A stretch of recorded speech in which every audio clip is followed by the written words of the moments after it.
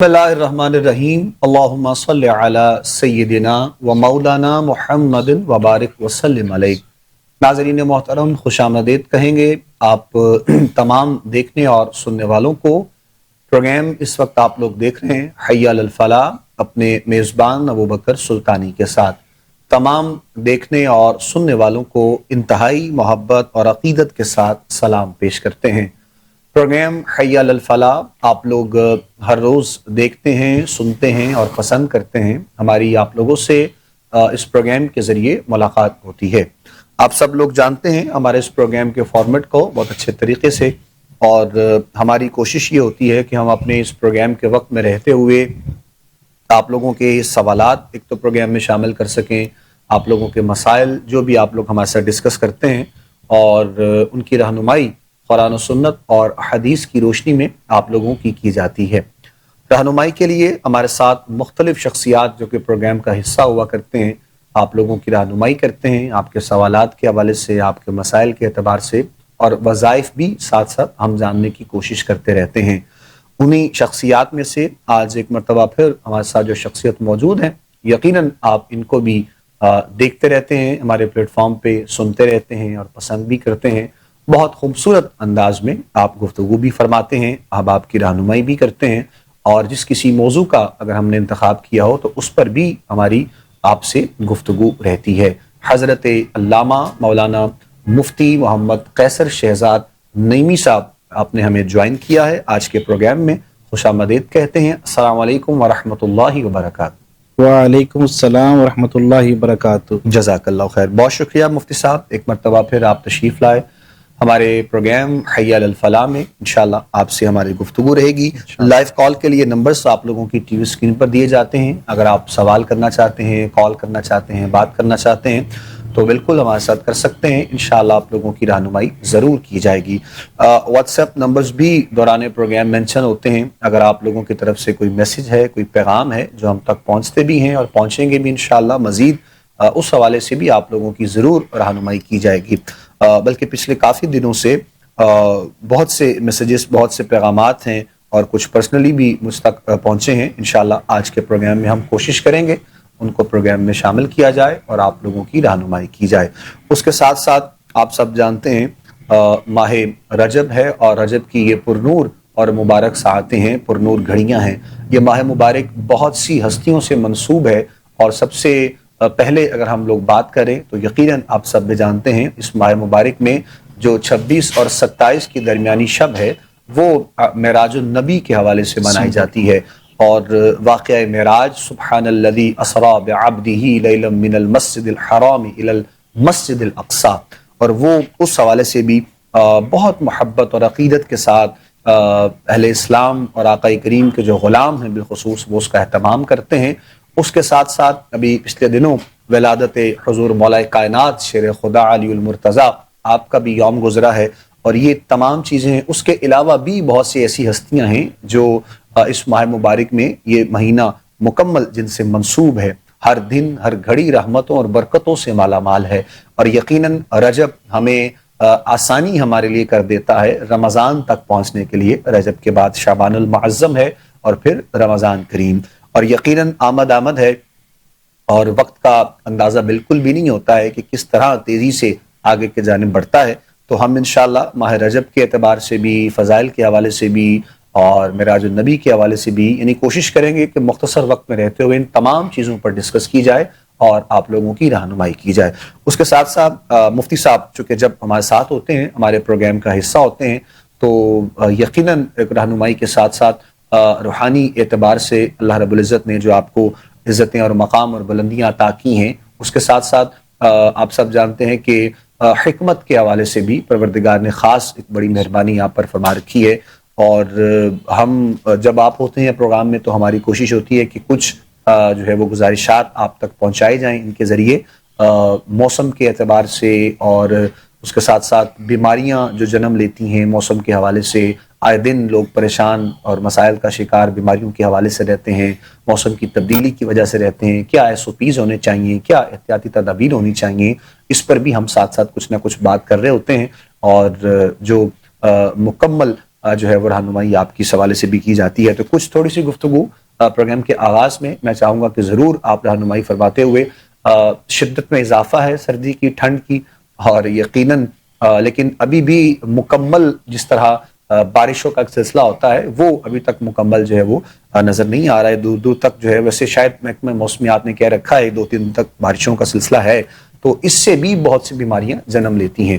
تو کچھ تھوڑی سی گفتگو صحت کے حوالے سے، روحانی اعتبار سے بھی بات ہوتی رہتی ہے، ساتھ ساتھ انشاءاللہ کچھ صحت کے حوالے سے، کیونکہ جہاں پر بہت نعمتیں اللہ رب العزت کی طرف سے ہمیں ملتی ہیں، انہی میں سے سب سے بڑی جو نعمت ہے وہ صحت ہے، اور اس کا شکر ادا کرنا چاہیے اللہ رب العزت کی بارگاہ میں انسان کو ہر گھڑی ہر لمحہ.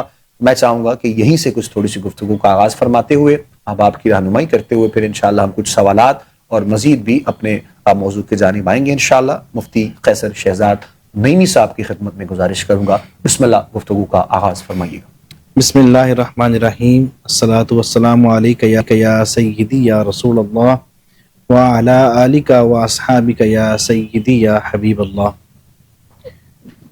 یقیناً بہت اچھی تمہیدی کلمات ادا فرمائے ابوبکر سلطانی صاحب آپ نے. اللہ تعالیٰ آپ کے علم عمل میں برکتیں عطا فرمائے. جزاک اللہ. جہاں تک معراج جو کہ معجزہ رسول خدا صلی اللہ علیہ وسلم ہے اس کی بات ہے، تو وہ سر لا مکان سے طلب ہوئی، سوئے منتہا وہ چلے نبی، کوئی حد ہے ان کے عروج کی، صلو علیہ وآلہ. یقیناً اس پہ بھی بات ہوگی، لیکن آپ نے خدا کی مخلوق کی بھلائی کے لیے جو صحت کے بارے میں، موسمی صورتحال کے بارے میں آگاہی کے لیے، اویئرنس کے لیے، گفتگو کے لیے آپ نے مشورہ دیا اور آپ نے تجویز فرمائی، بہت اچھی آپ کا چناؤ ہے. یقیناً موسم کی شدت میں، سردی کی شدت میں، خنکی میں اضافہ ہوا ہے، اور بارگاہ رب العزت میں دعا بھی ہے کہ اللہ تعالیٰ بارش جو ہے وہ برآمد رحمت کی صورت پہ عطا فرمائے، آمین. جس سے جو اس کے سائیڈ ایفیکٹ ہیں سردی کے وہ جو ہے وہ کم سے کم ہو سکیں.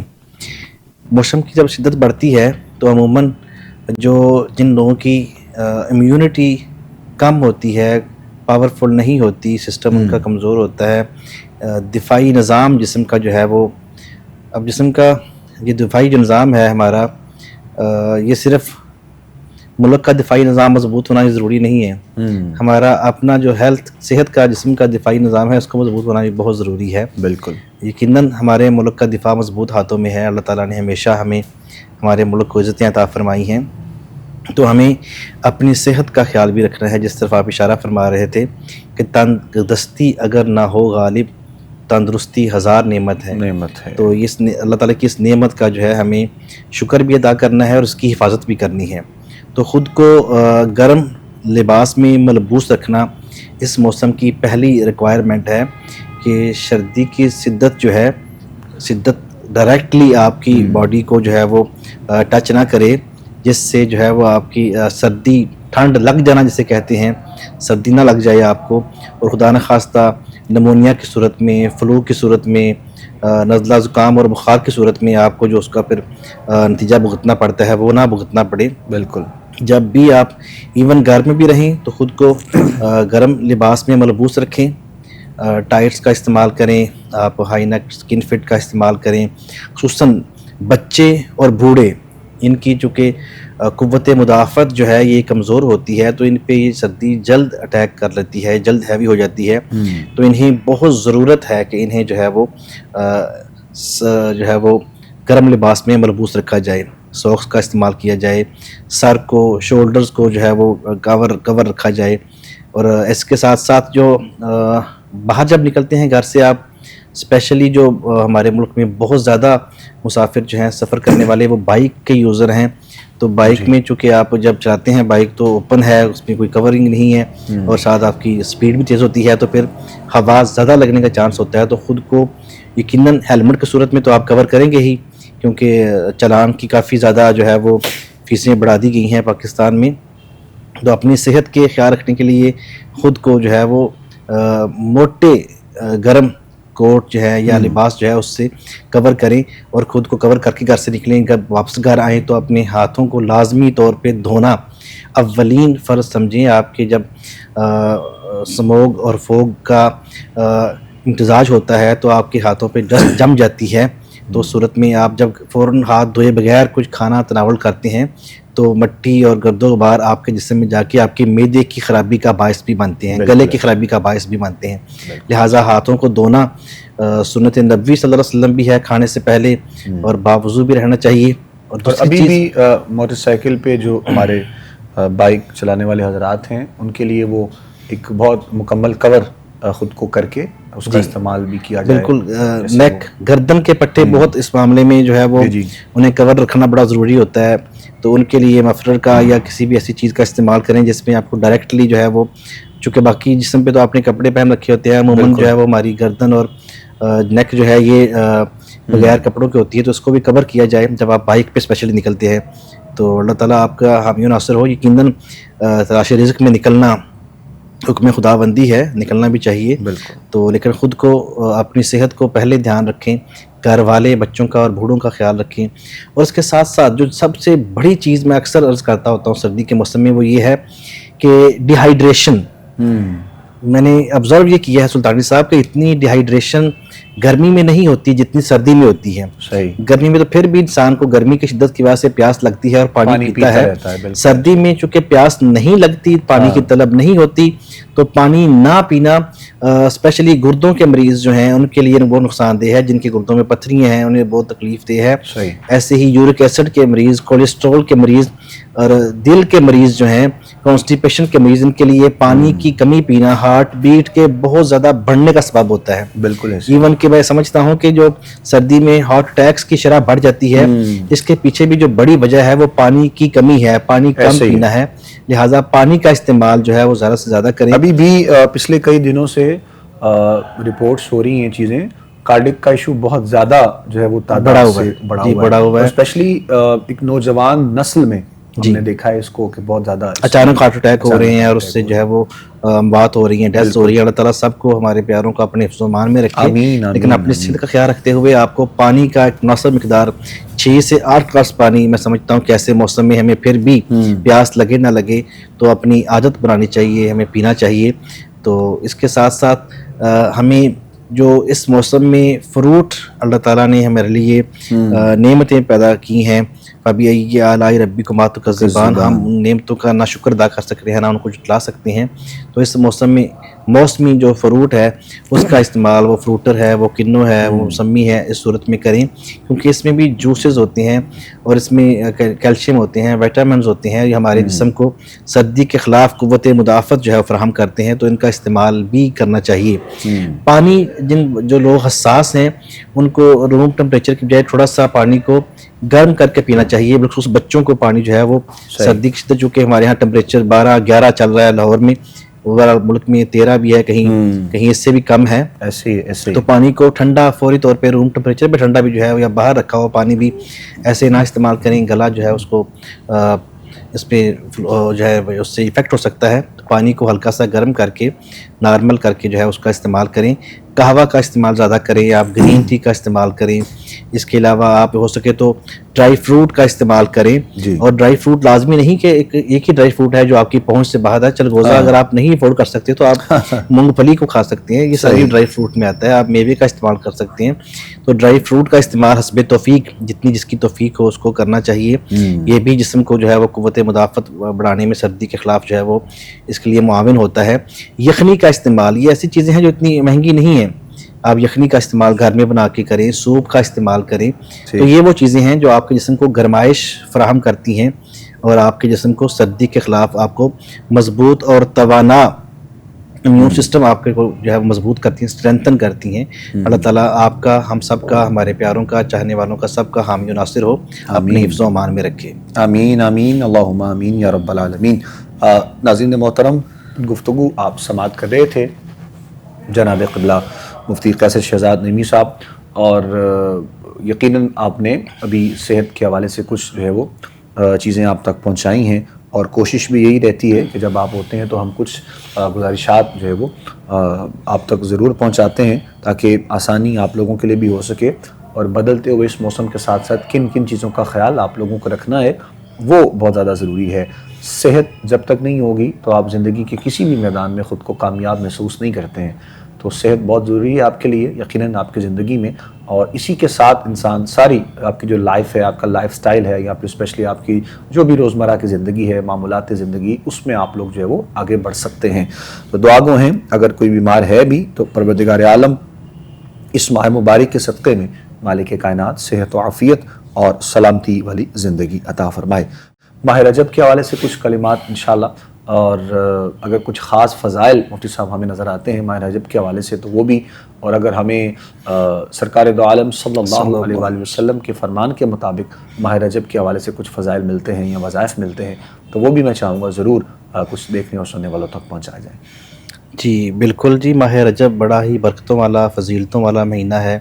آپ نے دو بڑے ایونٹس اس کے بسمت میں ہوتے ہیں ان کی طرف اشارہ فرمایا ہے, جیسے کہ مولا کائنات حضرت مولا علی کرم اللہ وجہ الکریم کے جو ہے وہ یوم پیدائش 13 رجب کو گزرا. بالکل ایسے ہی آقا دو عالم صلی اللہ علیہ وسلم کا عظیم معجزہ سفر معراج نبی صلی اللہ علیہ وسلم جو ہے وہ اسی مہینے میں ہوا. ایسے ہی جو ہے وہ غزوہ تبوک, جس غزوہ میں حضرت ابوبکر صدیق رضی اللہ تعالیٰ نے اپنے گھر کا سارا سامان جو ہے اللہ تعالیٰ کی نبی صلی اللہ علیہ وسلم کی بارگاہ میں اللہ تعالیٰ کے رضا کے لیے پیش کر دیا. حضرت عثمان غنی نے جو ہے وہ 1000 مجاہدین کا جو ہے وہ سامان جو ہے وہ اللہ کی رضا کے لیے جو ہے وہ اللہ کے نبی صلی اللہ علیہ وسلم کو پیش کیا, اور پھر جنتی جو ہے وہ عشرہ مبشرہ میں جو ہے وہ نبی اکرم صلی اللہ علیہ وسلم سے اپنا نام جو ہے وہ سنا. ٹھیک ہے, تو ایسے ہی اور بہت سی چیزیں اس ماہ مبارک پہ جو ہے وہ ہوئی. اور اس کے فضائل کی بات کریں تو نبی اکرم صلی اللہ علیہ وسلم کی حدیث مبارکہ ملتی ہے, اللہم بارک لنا فی رجب و شعبان و بلغنا رمضان. اے اللہ ہمارے رجب میں ہمارے شعبان میں برکتیں عطا فرما اور ہمیں رمضان تک بخیر و خیریت جو ہے اس کو پہنچا. تو علماء بزرگ جو ہے وہ صوفیہ فرماتی ہیں کہ رجب جو ہے یہ پنیری لگانے کا مہینہ ہے. جیسے ایک کسان, ایک فارمر, ایک محنت کش جو ہے وہ کاشتکار پہلے پنیری لگاتا ہے, پھر فصل لگاتا ہے. ٹھیک ہے, فصل کو لگاتا ہے, پھر پانی دیتا ہے, اور پھر جو ہے وہ اس سے پھل حاصل کرتا ہے. تو یہ جو رجب ہے یہ فصل جو ہے اس کو لگانے کا مہینہ ہے, پنیری لگانے کا مہینہ ہے. شعبان جو ہے یہ اس کو پانی دینے کا مہینہ ہے, اپنے آنسوؤں سے اللہ کی یاد میں توبہ کرتے ہوئے, گریہ زاری کرتے ہوئے, اپنے گناہوں سے معافی مانگتے ہوئے اس فصل کو آبیار کرنے کا, اس فصل کو جو ہے وہ پانی دینے کا مہینہ ہے. اور رمضان جو ہے پھر اللہ کی نعمتیں سمیٹنے کا, اللہ سے انعام پانے کا مہینہ ہے. تو لہٰذا یہ 3 مہینے ایسے تو ہر وقت ہی ایک مومن بندہ مومن کو جو ہے وہ اللہ کی بارگاہ میں خوف خدا اور یاد الہی اور یاد مصطفیٰ صلی اللہ علیہ وسلم میں سرشار رہنا چاہیے. لیکن یہ جو 3 مہینے ہیں ان کی بڑے فضائل جو ہے وہ بیان ہوئے ہیں. رجب کے بارے میں آتا ہے کہ جنت میں ایک نہر ہے جس کا نام رجب ہے. اس نہر میں جو پانی جو ہے وہ چلتا ہے, اس میں جو مشروب چلتا ہے وہ شہد سے زیادہ میٹھا ہے, دودھ سے زیادہ سفید ہے. اور یہ اس شخص کو نصیب ہوتا ہے جو ماہ رجب المرجب میں روزے رکھتا ہے, اس مہینے کا احترام کرتا ہے.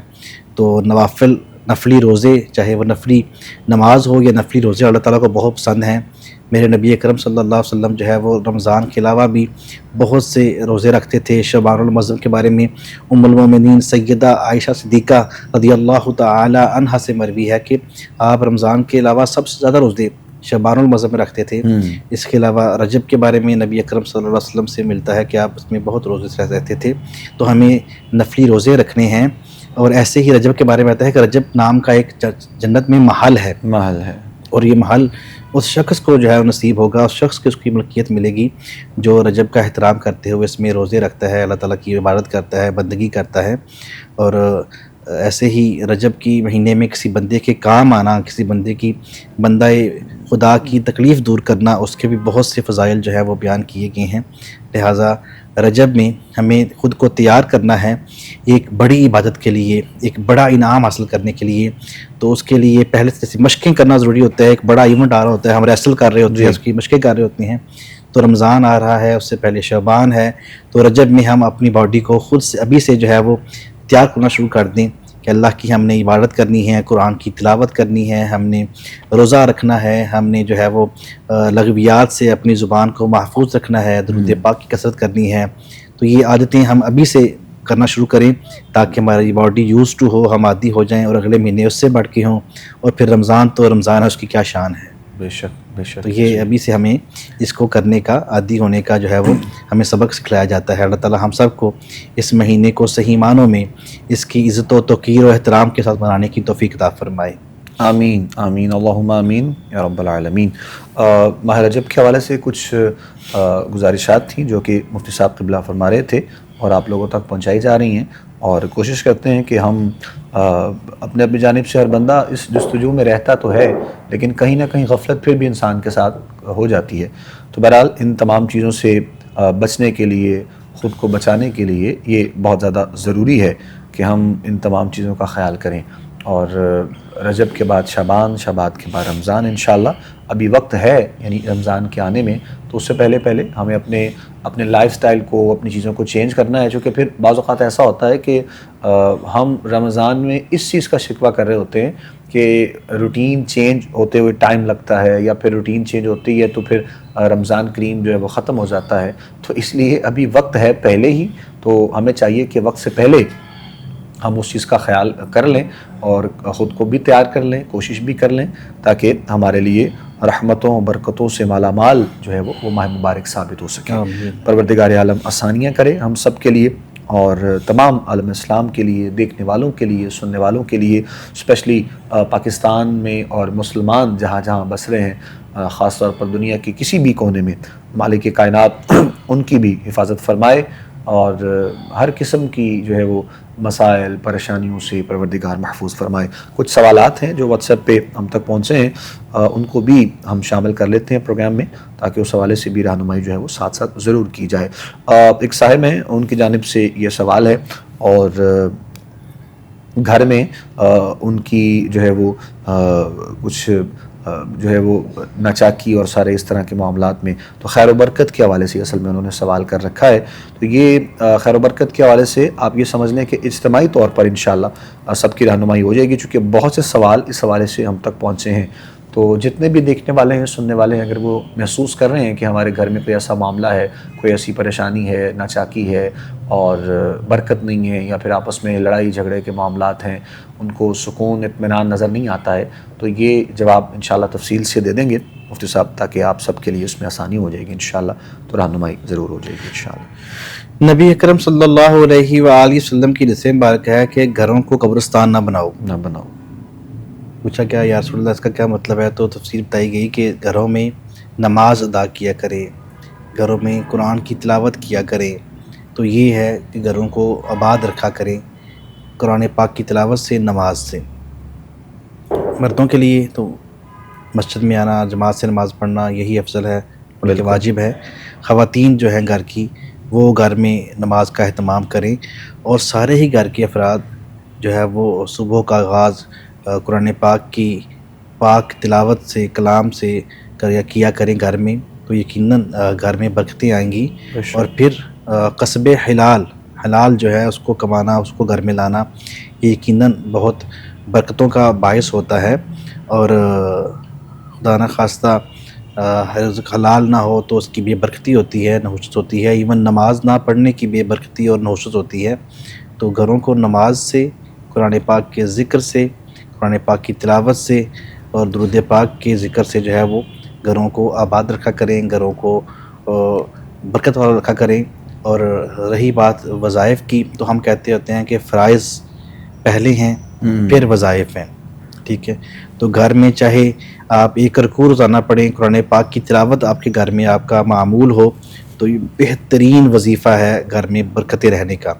پھر بھی گھر میں ناچاکی ہو تو اس کے لیے ہم وظیفہ بتائے دیتے ہیں. اسماء الحسنی سے وظیفہ ہے، یا اللہ، یا لطیف، یا جامع، یا اللہ، یا لطیف، یا جامع. جہاں بھی گھر کے چند افراد کے درمیان جو ہے وہ جب کلش ہو، محبت نہ ہو، پیار نہ ہو، نرمی نہ ہو، ان کے درمیان جو ہے وہ تعلقات میں دراڑ آ رہی ہو، تو دوسرا مخالف فریق جو ہے وہ یہ وظیفہ پڑھ کے اس کا تصور ذہن میں رکھ کے کہ اس کے دل میں جو ہے وہ آپ کے لیے پیار پیدا ہو جائے، یہ وظیفہ انہیں دم کر دیا کریں، پانی پہ دم کر کے انہیں پلا دیا کریں. کیونکہ گھر کا بڑا ہے، کسی میٹھی چیز پہ دم کر کے سب کو، گھر والوں کو پلا دے، کھلا دے. 303 مرتبہ اول آخر درود شریف کے ساتھ یہ وظیفہ جو ہے وہ گھر کی برکت کے لیے، ناچاکیوں سے محفوظ رہنے کے لیے انتہائی مجرب ہے۔ اللہ کا نام لے کے درود پاک سے آغاز کریں، اول آخر درود شریف پڑھیں تو انشاءاللہ گھروں میں ناچاکیاں اور نا اتفاقیاں جو ہے اس سے ختم ہو جائیں گی انشاءاللہ۔ انشاءاللہ جی، انشاءاللہ جی۔